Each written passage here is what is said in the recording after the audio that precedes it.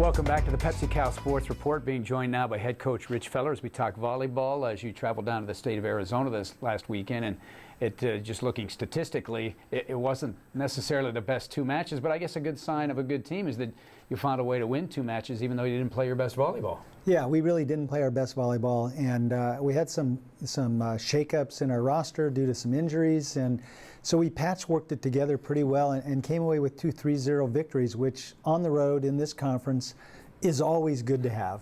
And both of those teams actually played Stanford pretty tough this weekend too. So yeah, they're certainly capable teams. They haven't played consistent enough, I guess, this season to, put themselves in the top echelon of the conference. Yeah, and we played, like we said, not the best volleyball, but we worked some things out. Got some extraordinary performances from a couple unexpected partners, coming in off the bench. And again, getting out, a road sweep is always good in this conference. And heading into the second half, it was a good way to start the second half of the conference. Well, you talk about injuries, some people coming back into the lineup, some people going out of the lineup. One of those coming back is Adrienne Gehan, and Francesca Weems got an opportunity to talk to Adrienne. Here's her report. Thanks, Todd. I'm here with outside hitter Adrienne Gan. Thank you so much for joining us. No problem. Thanks for having me. All right, now you're only a sophomore, but you've established yourself as a premier player on this team. What's been able to help you get there? We have a lot of support, the coaches, my teammates. My freshman year was just kind of getting used to it, getting my confidence up, playing against such amazing players. And this past spring, we did a lot of training, a lot of sprints, a lot of weightlifting just to get me physically ready, and just the support from my teammates have kind of let me come into my own almost on the court. So. Now, I know this squad is a tight-knit team. What's been able to kind of get you guys together? Well, we don't have that many players compared to a lot of sports. We only have 15 this year, so that definitely helps. We're always together. We eat together. We study together. We travel together. So, and it's just like a great group of girls. We're all kind of similar, but at the same time, we all have our own little quirks, but we get along really well. So. Now, I know you're a native of Texas. What do you miss most about being home? Probably the Tex-Mex. There's really good Mexican food out here, but it's not the same as Tex-Mex. It doesn't have the queso and all the cheese, and probably it's a little more unhealthy, but that's what I miss the most. I was actually going to ask you what actually you eat more in Texas than maybe out on the West Coast. Is there more barbecue out there as well? Yeah, there's definitely a lot of barbecue in Texas, but the thing I probably notice is it's a lot more health conscious out here, which is great being an athlete, but a lot more organic stuff, a lot more vegan stuff, which that craze hasn't really hit Texas yet. I know fans, most of them know that you plan to be an art curator or a museum director. Now, a lot of people would say that actually athletics is a form of art. Would you agree or disagree, and if so, why?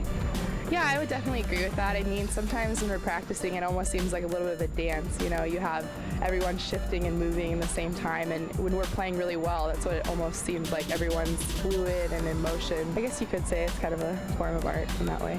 Yeah. What are you looking forward to doing this season and beyond?